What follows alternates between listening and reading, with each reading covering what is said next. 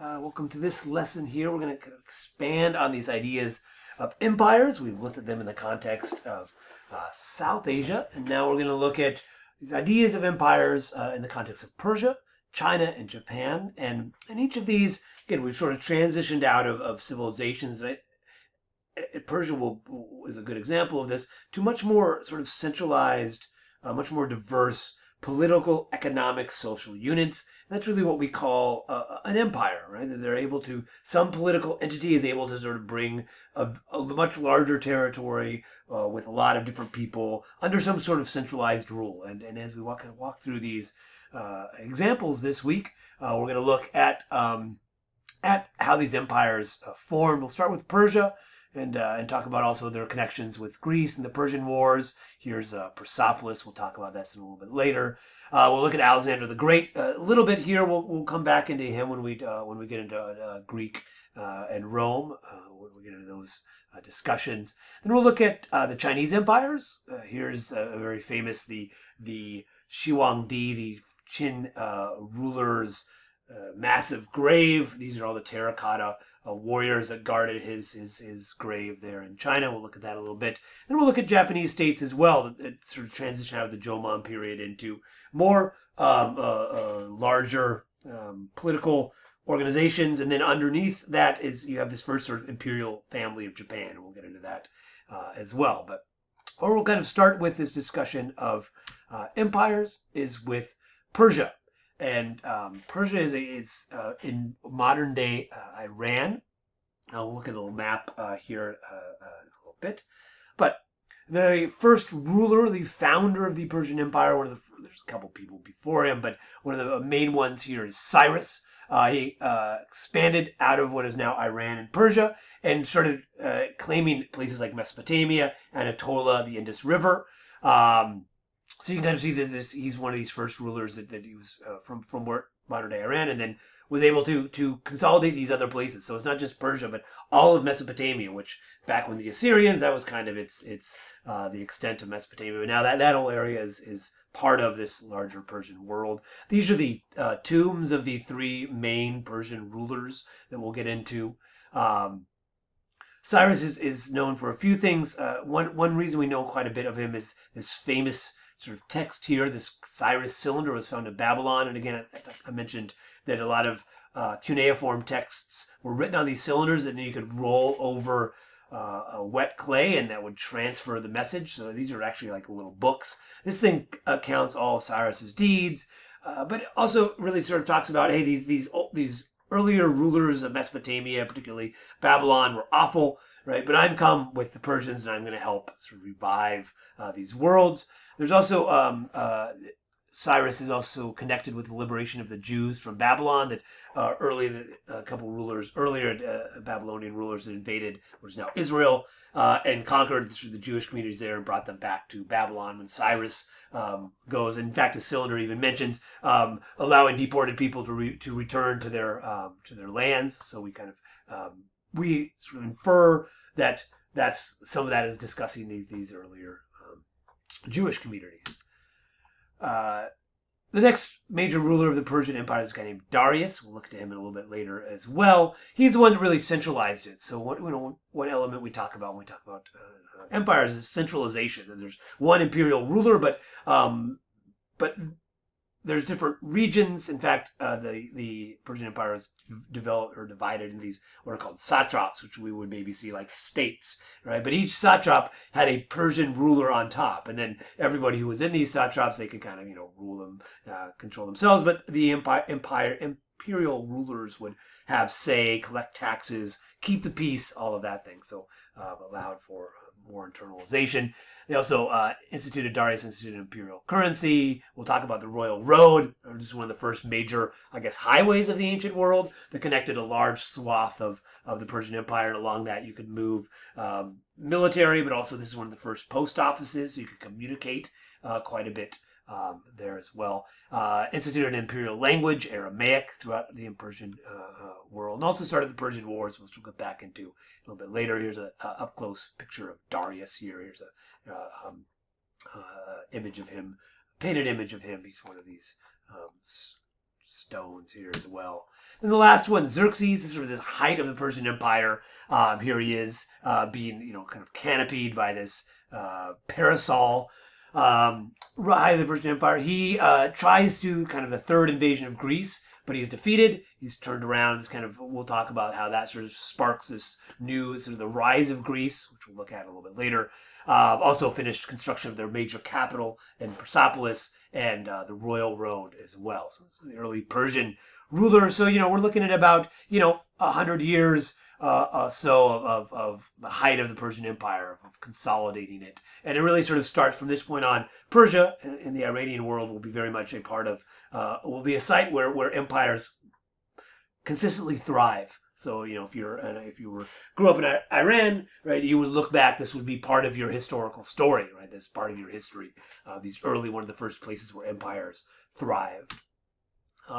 One reason we know quite a bit about the Persians is because of their inscriptions, and we've talked about that in the context of South Asia. A lot of the early evidence for these empires in primary source is the inscriptions they left. And this famous one here, this is Darius's trilingual inscription. It's way up on these hills in Behestun, and this is one reason why it's been preserved, because it's kind of put up on this hillside. Here's a little closer look of it. Here's Darius here. Here's all his defeated groups that he's defeated in these wars, and all this. You see all this writing around here. These are all messages of his who he defeated.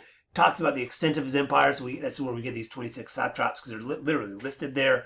And he talks about the people there that he's conquered by name, some of them, and then each one of these sort of see it represents different regions. Here are these people with these hats. I think they were sort of nomadic.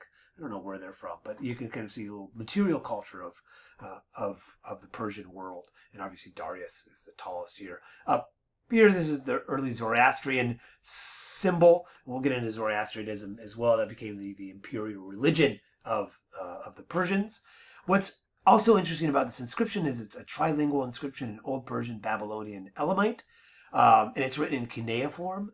The thing is, Old Persian is related enough to New Persian that we could, Persia is the language they speak in Iran today, that people who knew Persian could kind of start deciphering some of this using various words. And then some of the parts that were in the Babylonian was composed in cuneiform. So this is one of the keys that we could take to unlock cuneiform. So as people were starting to find all these tablets, starting to compose all of them, here we have, this is the Rosetta Stone, if you will, of cuneiform. So this is because we have this inscription and we could read the Persian.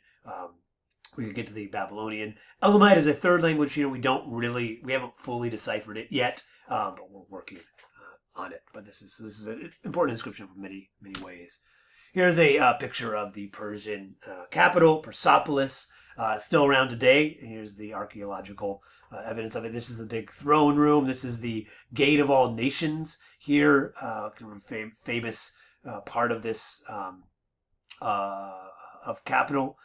Here's an up close one. Here you'll notice these are these lamasus, which we saw in the Babylonian, in these Mesopotamian contexts. So you can see this material culture, this art that is persistent through these regions. Here again is all the people that the Persians had conquered, who were worshiping at the throne room of the Persian overlords. And here's what the Persian Empire looked like. So when I said it's a vast extent, here is where the Persians started, Parsa. Here's our capital, Persepolis. And then they started to expand out, conquered Persia first, and then Mesopotamia under Cyrus. Darius conquers Egypt. There is a push into, when we get to the Persian Wars, they tried to get into Greece, but they were pushed back. But you can see this is a much larger, huge empire. And each, you'll never need to know this, but all these capital letters here, these are the 26 different satraps here. And here you can kind of see the royal road as well that cuts right through main city of Susa, up right over Mesopotamia into Anatolia. So really connects all of these regions together. Some interesting one, Gandhara, we'll get into, is a very important satrap. This is sort of the gateway between Persia and Central Asia and into South Asia. Here's the Indus River. So the people that were in the Indus became part of this Persian world, Arabia, all the way to Anatolia. So yeah, it's part of that. Here's their early Indic coinage of the Persians. That's called a Daric, based on Ionian or Greek coinage, but you can see the early. So there was a standardized exchange within the Persian Empire. Here's a little close up of the Royal Road, still there today. Right, very important that you could move about 1,600 miles. First post office, movement of armies, all these things definitely enhanced trade, connections of all of those products, peoples, and ideas that were moving around this empire at this time. And here's what a segment of the Royal Road that still exists today. A lot of standardized laws, similar to Darius instituted. A lot of his inscriptions talk about the laws he institutes. He establishes like a whole police force that sort of that helps maintain peace throughout his empire. There's judges, there's trials. Each satrapy has its own sort of local laws, but then there's imperial laws as well. So, and a lot of it is borrowing from sort of these Hammurabi style laws, these eye for an eye. Worlds, there's a lot of spies. The Persians were really interested in spying on these different satrapies to make sure their power wasn't being undermined. So all sorts of very interesting ideas we learn about these worlds. One thing that they developed all throughout Persia in Iran, if you kind of picture Iran in your head, is very mountainous. It's also very dry. So what they would do is they would dig these huge wells into these mountains, and because the mountains were the water table was a little higher, and then they would bring these ditches out. These are these you kind of see the lines of the qanats. So they're all underground. But the nice thing is also limits transpiration or dehydration or evaporation, I guess I should say is the right word. So they would dig these big, huge wells, and then sort of early irrigation of Persia. That's how they sort of fed themselves there. And the last part of this is Zoroastrianism. Becomes the imperial religion. Found a guy named Zarathustra about 500 BCE. The main texts, they have these gathas composed in Avestan, which is an Indo-European language. In fact, modern Persian is also an Indo-European language. They're very similar to the Vedic hymns. They were meant to be sung and recited. The fire ceremony was very important, still is. The Zoroastrian world is divided into two main forces, the light forces of Ahura Mazda and the dark forces of Angra Mainyu, or Ahrima is also called. And so, right, you pray to Ahura Mazda through fire and worship and all these things, and that's how these worlds are he looks out for them. And you can kind of see this in a lot of people say maybe Christianity is this sort of duality of like the God and Satan as sort of part of this related to this early Zoroastrian duality of the world of good and bad. There's priest class, the Magi, which we also get in the Bible. The Magi, those would be Zoroastrians. They performed the fire ceremony, recited the gathas. Again, it became an imperial religion of Persia, and today there's still Zoroastrians around today. There are Parsis, which are mainly found in India, particularly Mumbai or Bombay. So Zoroastrian is still around. One of these early religions, on par, contemporary with Buddhism, as you will, as well. So that's the early Persian Empire.